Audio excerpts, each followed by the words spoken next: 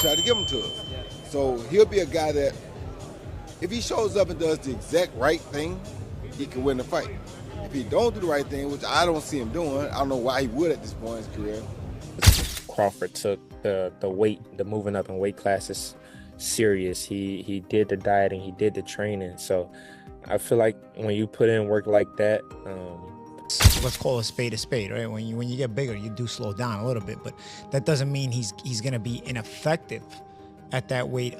I think it's a bona fide good point to make. Sometimes it does wind up that way, but I'll give you Roy Jones Jr. Roy Jones Jr. Put on weight, was muscular as he moved up the weight classes, and it didn't affect. Jones believes Canelo cannot survive against Terence Crawford, pointing to the loss of energy and sharpness that once defined Canelo's style.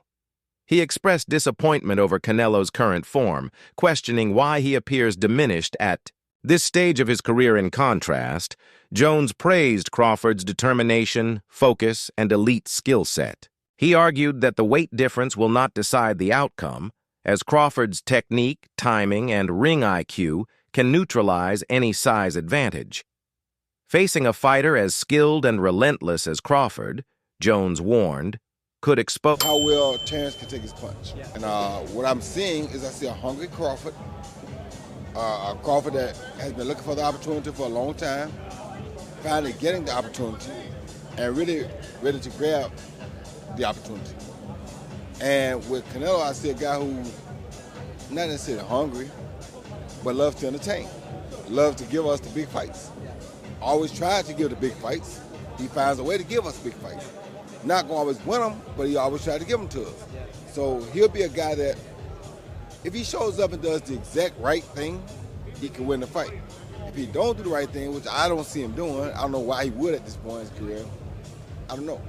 It'll all be predicated upon how well Terence can take his punch. Yeah. You said you don't think, or you don't look into the weight difference. Why? When you know how to box, when you're as skillful as Terence Crawford is, limitations and make this matchup far more dangerous than many expect.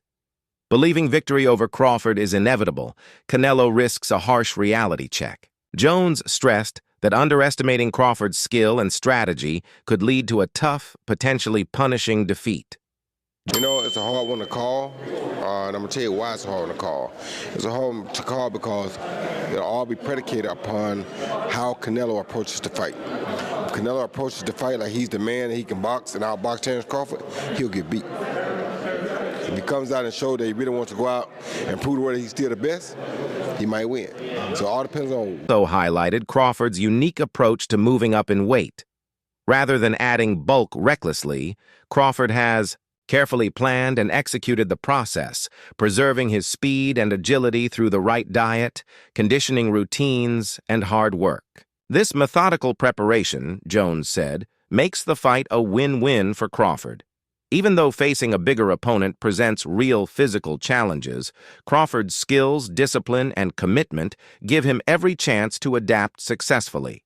For Crawford, this isn't about adding weight. It's about adding the right weight. Crawford is building his...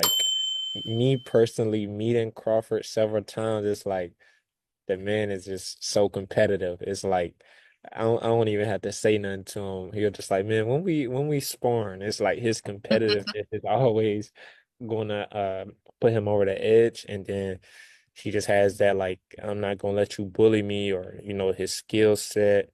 And it, I know they talk about Charlo when Charlo moved up, but I feel like it may be a little bit different for Canelo this time around because Crawford took the moving up in weight classes serious. He did the dieting, he did the training. So I feel like when you put in work like that, it's a win-win. So So you don't think Crawford, gaining that weight, because I saw him, he's pretty big.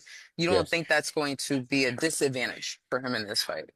No, it efficiently without losing the very qualities that make him so dangerous in the ring. For Jones, this fight is the mark of a disciplined athlete pushing himself to new limits, proving he can rise to the occasion against one of boxing's most formidable champions, former world champion Paulie Malignaggi has also taken note of Crawford's transformation, especially his increased size ahead of this bout. Malignaggi sees this as a major advantage, not a... Um, you know, the nutrition, the like I said, the training. Crawford, he trains hard, so I feel like I know they say he probably went up to like 185, so he has to lose that weight. But I think if he did it the right way, which I know he did, he'll be successful in September. And I know you, like we discussed earlier, we talked with your pro debut, and now you're 3-0. Your last fight, July 19th against Blanco, and it was actually your third win by knockout. Yes. I'm super proud of you. How are you feeling about your pro career so far? I'm feeling great about my pro career. I definitely feel like it's off to a great start. My pro debut in my hometown, and then I was my second fight, Atlantic City on the Boots card, and then my third fight, on the Bam Rodriguez undercard. So Matchroom and Eddie Hearn, they're putting me on these cards, shining light on me, giving me the TV time. He observed that Crawford has added mass without sacrificing the quickness, footwork, and timing that have defined his career. Unlike many fighters who slow down when moving up in weight, Crawford seems to have struck the perfect balance, gaining the strength and durability to handle a naturally bigger opponent like Canelo while keeping the agility needed to execute his style. Malignaggi credits Crawford's professionalism and meticulous training, noting that the added... Listen, let's call a spade, right? When you get bigger, you do slow down a little bit, but that doesn't mean he's going to be ineffective at that weight. I think it's a bona fide good point to make. Sometimes it does wind up that way, but I'll give you Roy Jones Jr. Roy Jones Jr. Put on weight, was muscular as he moved up the weight classes, and it didn't affect him.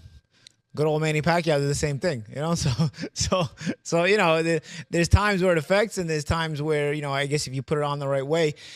Only Crawford knows it because the way he's training, right? Because you're gonna be sparring with this added weight, you're gonna be doing the boxing training with this added weight, so you're gonna know how to, maybe taper it down if you need to, or keep it going if you need to. I think over the course of camp, if you start to feel too yoked up, and you get big, and then you're sacrificing reflexes, you're sacrificing athleticism. Complement his existing skill set.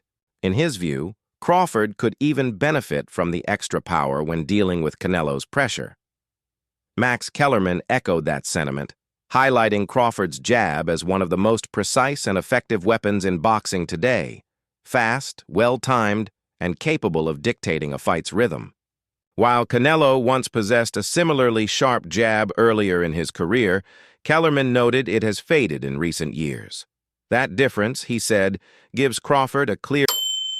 Yeah, Roy Jones is Roy Jones, but also Terence Crawford is Terence Crawford. But John Ruiz is not Canelo Alvarez. So that's another aspect of that comparison. And yes, exactly what the champ said, exactly what Abel Sanchez said, you're going to put on weight, you're going to be a different fighter. And I can say this even as a fighter as myself, as I've gotten heavier in my retirement, I try and move around the gym, it just feels different. And even when you start camp, you feel different in the beginning than you do at the end. But listen, we're still 4 or 5 weeks away. I don't know exactly what Terence is weighing right now. And even if he does say what he weighs, man, he's gone out there and said he's weighed, all types of crazy numbers just to get media to respond. So it's really not really going to know until the fight and we see these guys next to each other. And point scoring. Beyond the jab, Kellerman praised Crawford's tactical intelligence, calling him a fighter who makes real-time adjustments and exploits openings others never see. Kellerman contrasted Crawford's precision-based style with Canelo's reliance on natural size, strength, and power, qualities that have allowed him to overwhelm smaller opponents. In his view, if Crawford can neutralize Canelo's forward momentum and turn the fight into a thinking match, the tactical battle will tilt heavily in Crawford's favor. This blend of technical precision and high fight IQ, Kellerman said, is one of Crawford's greatest weapons. He acknowledged Canelo's proven... Crawford. Best defense. Crawford. Nowadays, Crawford. I would say early in the fight, Canelo. And earlier in his career, Canelo. but he hasn't been that kind of fighter in recent years. Although Crawford is also hittable. With any fighter, when you talk about their defense, the question is not, can they be hit with a shot? You take punches. Everyone, the greatest defensive fighters ever get hit. Pernell Whitaker, Willie Pep, Floyd Mayweather, they all get hit. The question is, can you hit them with combinations? And both guys are hard to hit. With the two-piece, hard to hit. So who has the best footwork out of the two? In terms of cutting off the ring, last fight. The intensity of his training camps and his ability to absorb punishment while applying relentless pressure. Canelo's crisp counterpunching and durability make him dangerous for any opponent. Still, Shoiz pointed out that Crawford's unique background, including his early wrestling experience, gives him an exceptional ability to read opponents, anticipate their moves, and adapt under pressure. Across the boxing world, in his career, he had a problem with that and was much more comfortable counterpunching. But overall, I have to say Crawford. If you go down the list and ask me about tactical advantages, most of them are Crawford. What Canelo has is size, and as a result, physical strength and punching power. Canelo also has a great chin. But in terms of, if you want to go skill for skill, especially the recent version of Canelo, who's had to turn into a seek and destroy guy, who had to learn as his career went on to cut off the ring and not just follow guys around. Like Lara, Trout, Floyd, he followed those guys around. He had trouble because he's really a natural counterpuncher who wants you to come to him. But in recent years at super middleweight, he's gotten really good at cutting off the ring. Again, last fight notwithstanding. So as an overall suite of skills, recent vintage, it's been Crawford. Okay. But Canelo also is skilled and has a larger... keeps surfacing. Crawford's strategy will define this fight. Analysts agree this isn't just another date on the calendar. It's a career-defining moment. A win over Canelo would erase lingering doubts and elevate Crawford's legacy to new heights. To do that, he must combine precision, patience, and adaptability while avoiding reckless exchanges where Canelo's power is most dangerous.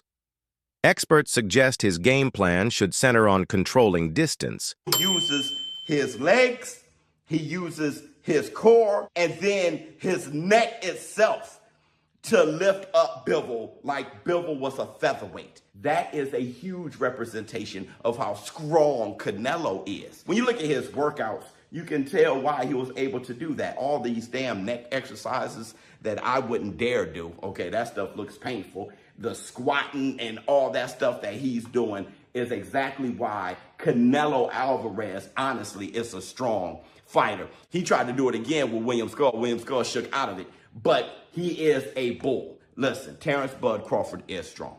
He is, okay? And he understands leverage and he understands those things because he wrestled. Honestly, very true.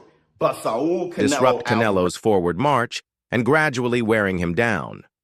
They believe the fight will be decided as much by mental sharpness as physical skill, with victory going to the fighter who stays composed and committed to the plan for all 12 rounds. Super middleweight contender Edgar Berlanga also weighed in, urging Crawford to stick to the style that brought him success instead of trying to reinvent himself to match Canelo's size. While moving up 2 weight classes is a huge challenge, Berlanga noted it can also narrow the gap in other ways. In his eyes, Crawford's skill, ring IQ, and adaptability matter far more than trying to meet Canelo's physicality head-on. His advice: focus on clean execution, discipline, and composure under pressure. For Berlanga, the very act of taking such a dangerous fight already... smart. And I think with this one specifically, it ain't just about being smart. He knows he has to look like he's never looked before. Because again, if he doesn't and he beats Canelo, everybody's just going to say, well, that's Crawford. You know, so I think he knows that this is the performance of a lifetime and everything has to look right. He knows in order for it to look right, he can't just go out there and let the dog go. The dog is, you know, he got to work his way up to the dog. Hey, show the clip real quick. I don't know if you showed it already, but This is the dog you talking about right here.